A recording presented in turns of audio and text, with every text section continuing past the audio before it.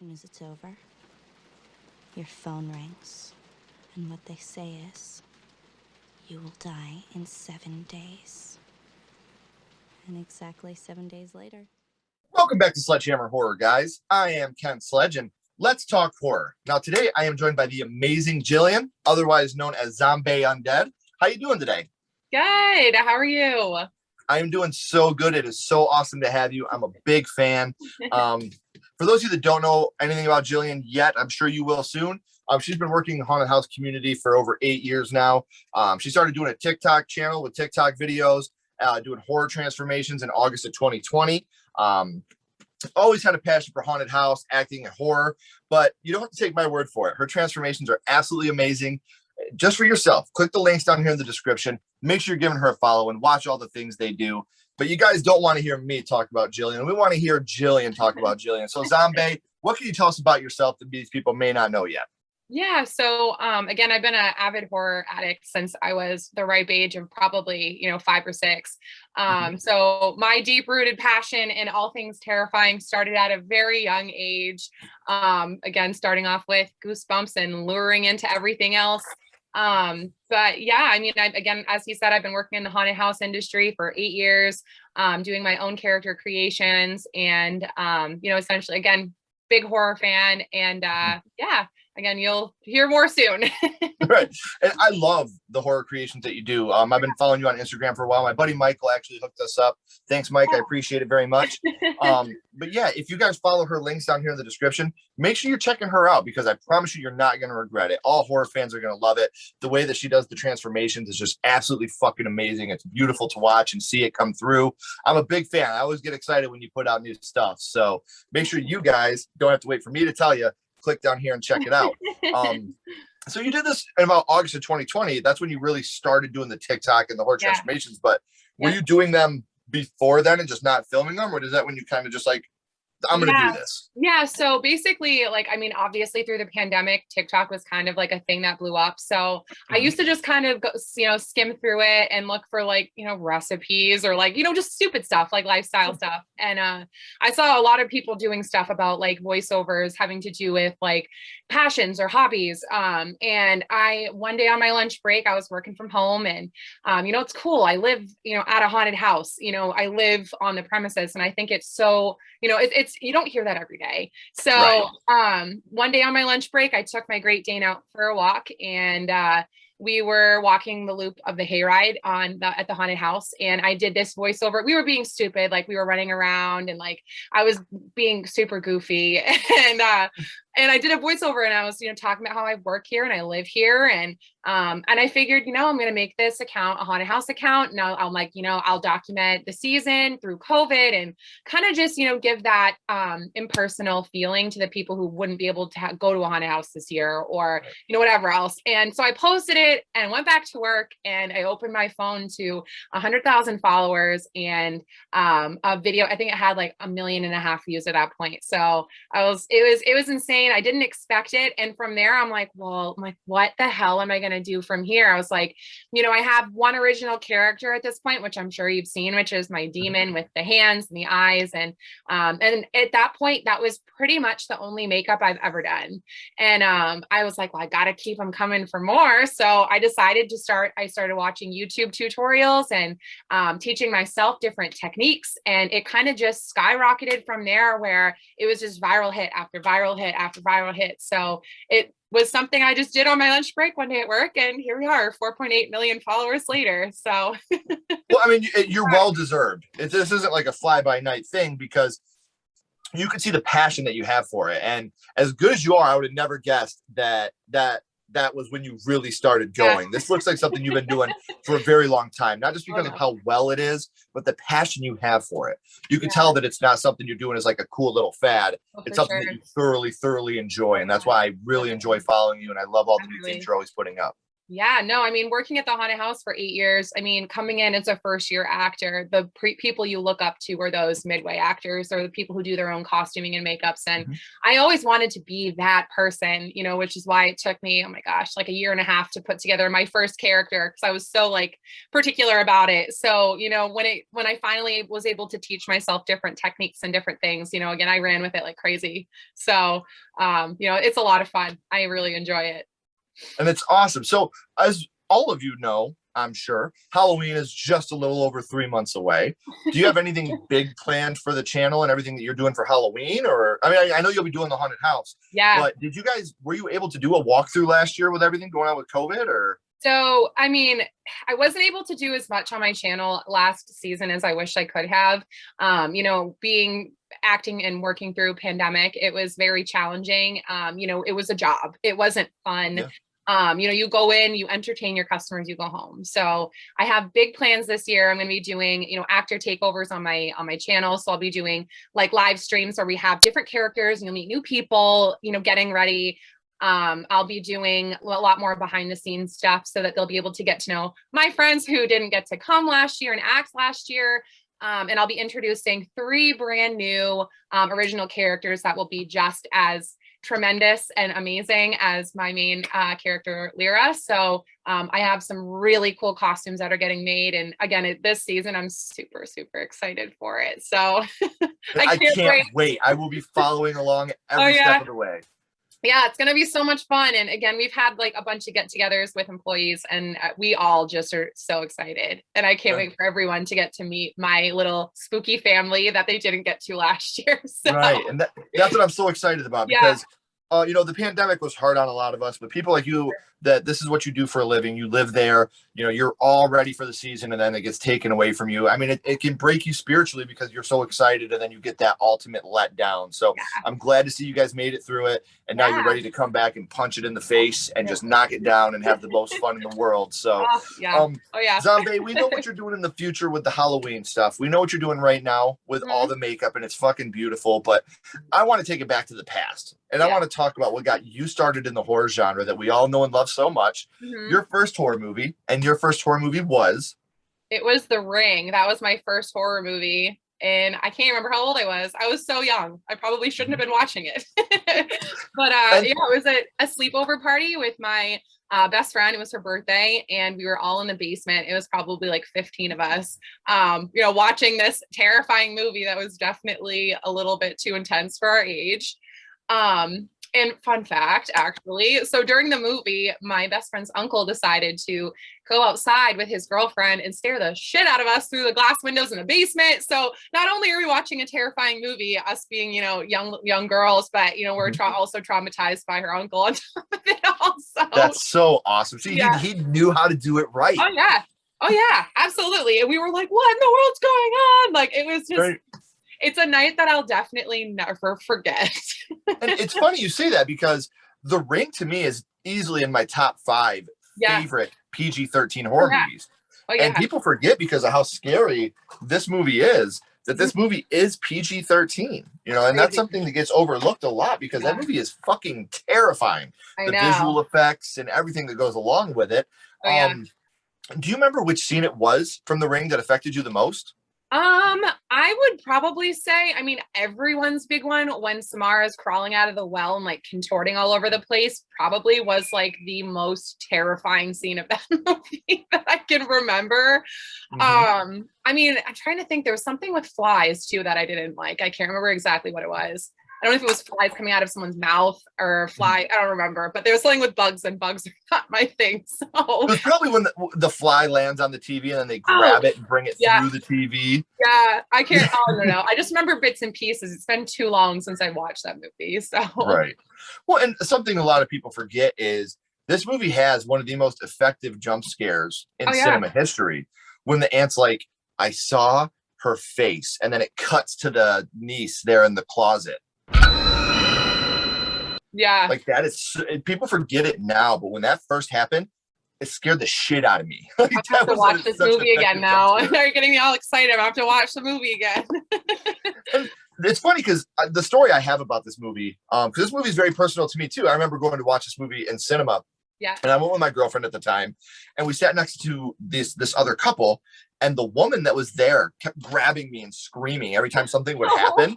And like I kept looking at my girlfriend like, I don't know her. I swear to God, I didn't plan this. Like, don't beat me up, please. I swear.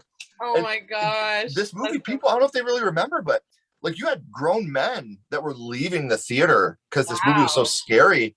And you had in our town, a guy had a heart attack in the theater during this movie. What? Because this movie was so much more effective in cinema with the loud sound. Oh, yeah. Like, the sound design in this movie is perfect. This movie has some of the best sound design I've ever seen in a movie. But there's also something else I wanted to talk to you about real quick. We're talking about scenes that affected you, and something that from me getting to know you as a human being, I know there's another film out there that we all know and love featuring our friend Till the End that really affected you as well. And I would like to talk about this scene too. So we're going to fast forward a little bit here. We'll rewind the ring tape, pun intended, here in a second and go back to the ring. But I want to fast forward to a couple years later. When you seen Child's Play 2 for the first time, something from that movie greatly affected you. Can you tell me about that? Yeah, it was the scene where, again, I'm awful. I know I'm terrible because, again, this movie traumatized me as a kid and I have never gotten really into it as an adult. But the scene where Chucky ties the child's hands and legs to the bedpoles scared me so bad as a kid that I had nightmares about having my arms and my ankles tied to my bedpost for like ever. So, I mean, like I watch it now and I'm like, are you kidding? Like that's what freaked you out. But I don't know. What people don't realize is, because we get older, we get cynical, we've seen it. Yeah. But when these movies, we watch them for the first time, like let's just say this Child's Play 2, for example. Yeah. We're young and we go from watching Rugrats and An American Tail to watching Child's Play. Yeah. That's quite the jump. I know. And so, and even The Ring, that's quite the jump. So that's why I know you guys have heard me say this 1,000 times. I do not condone drug use. It's something I don't condone in any way. Yeah. But watching horror movies is much like doing drugs. You do them for the first time and you get that high. And then you're constantly chasing that dragon because it means so much to you.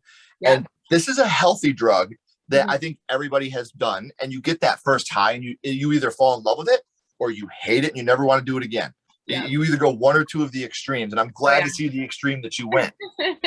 Oh yeah, my house looks like a legitimate horror museum. So between my love for haunted houses and my love for horror movies, it could probably be a horror artifacts museum at this point. That's so rad. Your whole thing's scary. That's awesome. I'm so glad because that's something else that I don't think a lot of people that aren't in the horror scene, and I'm not trying to be a horror snob right now. Yeah. But it really is a lifestyle. It's not just like this casual thing. And the way that I always compare it, you don't get rom-com con. You don't get people that are dressing up like Ryan Gosling from The Notebook and go, you know what I mean? That's what horror means to us. When horror cons went away, our hearts collectively broke and they're starting to come back and they're more crowded than they've ever been because we missed it and we took it for granted. And I try to explain that to people. It really is a lifestyle. It's something that we know and love, and it's all inclusive. It doesn't matter if you're black, white, gay, straight, Christian, Jew. You want to talk about Freddy Krueger? We love you. That's just how it is. And it's amazing to be able to meet amazing people like you to be able to talk about this kind of thing. Yeah, absolutely. I definitely agree. So I want to rewind that tape back to The Ring for a second there, Jillian. When someone talks about The Ring, what is the first thing that pops into your head? Tamara, every time. Every time. And it's got to be. I mean, she is the scariest. I mean, because this really kicked off the Japanese horror in the United States for me. Like this and The Grudge kind of kicked it off. And I had never seen. So, I mean, you obviously had like The Exorcist, where you had the young girl that was possessed, but it wasn't her that was doing it. It was Pazuzu in there that was doing it. To me, this was the first instance of seeing a true evil little girl, which is kind of its own, what's the word, like juxtaposition, where you got the beauty of a child, but the evil that's in there, and the differences of watching this movie as a young boy compared to watching it as a father, and the differences you feel about these movies when you watch them as a parent, as opposed to as a child. That juxtaposition, like I said, of the most beautiful thing in the world and the most innocent thing in the world in a young lady turning evil because of these terrible, terrible things that have happened to her. So the storytelling in this movie is absolutely brilliant. Yeah, love it. Now, Jillian, we talked about which scene affected you the most from The Ring? And I know it's been a while since you've seen it, but what would you say your favorite scene from The Ring is? My favorite scene. Trying to think. I'd have to say, oh gosh, you really got me on the nose there. If I had to choose one, I mean, I'd probably. And I think this is a movie that's hard to pick a favorite scene because I there's know. really no levity. It's all dark. It'd probably be when they first found the tape, I think, because that's when like you're like, oh, like what the heck's going on? And like when they play the tape and you're watching all the different pictures go through. I'd have to say like that probably like, I don't know. I thought it was really interesting. And I mean, as a kid watching it for the first time, you know, seeing that whole scene and then finding it under the like in the cabin and being like, I think that was probably my favorite scene I can think of from the first one anyways. The second one's a different story, but I loved the second one. That was like that was awesome. I loved it. So I'm trying to remember. I had to get the 2-disc set because I love both those movies. Not a big fan of Rings, but I do like the first two a lot. And something I think people forget about The Ring because of all the amazingness that comes along with it and all the fear that comes along with it is that movie does actually have a really good twist to it. Yeah. Like she gets down in that well and you see her holding Samara and you see her turn into the skeleton and you're like, oh, she did it. She saved her. It's over. And then she goes back to her kid and she's like, don't worry, I let her out. And he's like, let her out? You're not supposed to let her out. She never sleeps. And then like, I still got goosebumps right now. I know, me too.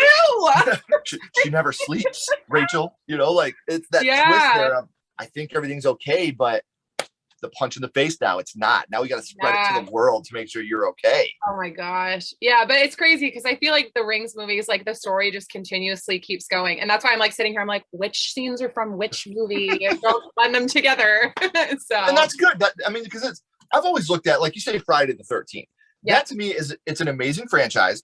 But to me, I've never looked at that on a continuity level. I don't think that's just a continuous line. Right. To me, Friday the 13th has been more of all these movies that are in their own individual world at their own individual time, kind of like the Zelda video games. There's no timeline for those. You just go, each one is its own thing in a franchise. Right. But The Ring is one continuous story that continues to go. And I think that's even harder from a storytelling standpoint. I know. I love like storytelling movies. Like I like that type of, that's like my favorite. I'm like a huge, and as you know, I love horror stuff, but I also love like ghost stories and like local like myths and legends and stuff like that. So I just live for movies like that. I love that. Oh, it makes you think. And I want you to, some of the scariest movies I've ever seen in my life are not classified as horror movies. You know, what scares me may not scare you. And that's what I love about these as well. Yeah. Very so true. got a couple more questions for you here. When we talk horror, obviously something we as horror fans love is the kills. And The Ring does have not over the top amount of kills, but it does have a fair amount of kills. What would you say your favorite kill from The Ring is? I hate to be cliche, but wait, I'm trying to remember. This better be the right Ring movie. Is it when she comes through the TV in the living room? I think that was the first one. Then yeah, that's the one I'm gonna go with. And she gets the boyfriend? Yes. Yep. I feel bad. I'm like, is it from the first or the second one? I can't remember. But yeah, for me, it's always either that one that I get to talk about or the horse. You know, everybody talks about when the horse runs and jumps off the boat. Like that's another dark scene, but I know that was like disturbing, like seeing it jump off that back of the boat and then all the water goes red. And I think that the TV one was probably my favorite one. I think that's the one that sticks with all of us the most. So now, Jillian, we talked about The Ring, a movie that's affected you a lot. It was your first horror movie, but now I want to go scream on you. What's your favorite scary movie? What is your favorite horror movie of all time? My favorite one would probably have to be Trick or Treat. I don't know how you feel about it, but I was introduced to it. I go figure, I didn't watch it like right when it came out, but last year I actually watched it for the first time and I love it. I love the little short stories that interweb into each other. And but yeah, Trick or Treat has to be like my favorite movie. And see, I like Trick or Treat. I'm one of these people that I like it. I'm not in love with it. I love anthology movies and I like what they did there. I think the reason I dislike about it is I always loved it until they talked about bringing a sequel up. Please leave this movie as a standalone. I do like it as a standalone film.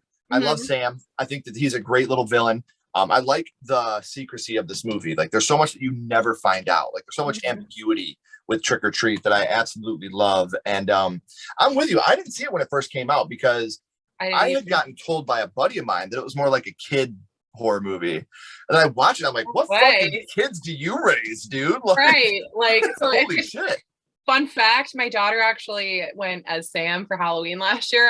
I definitely bought her the costume. So she got the mask and the lollipop and everything. So but yeah, but no, I that definitely would never, like, I feel like that would give children nightmares. Like, no. I don't think that's there's a lot of darkness in that movie that I think is absolutely brilliant.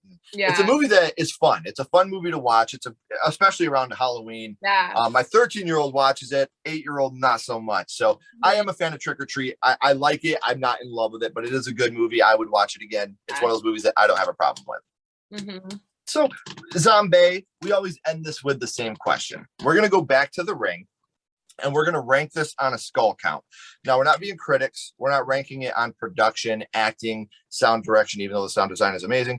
We are just ranking this movie strictly on what this movie means to you and how much this movie affected you. So 0 skulls being the worst and 5 being the best. What would your ranking of The Ring be? For my experience, I would have to give it 5. Personally, just because of how I feel like how scary it was, and how for my first scary movie, that's definitely like a home run, to choose. But I'd have to give it 5. And another thing that people don't really understand, they really remember, you watch Samara die in this movie.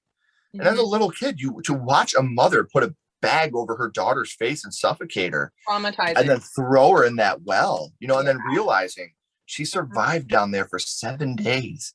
Just looking up and hoping someone was going to come and save her. And then as a father, you're like, Jesus Christ, that's the darkest thing I've ever seen in my entire life, to think that this little girl suffered in a well for 7 days. Like this movie's very heavy when you really get down and you don't just look at the polish on it. You get down to the nitty gritty. It's a dark and scary movie. So, guys, I know I said this at the beginning, but I'm going to say it again because it's my show.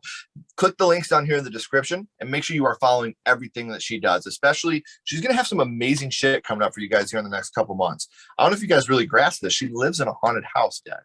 And she's going to be giving you so many things that are coming up. 3 new original characters on top of what she already does. Very hardworking lady. So please make sure you're clicking these links down here and following her. Don't go anywhere. Zombae, I got a couple more questions for you. Everybody else, keep talking horror. Stay what you are. And we'll see you guys soon.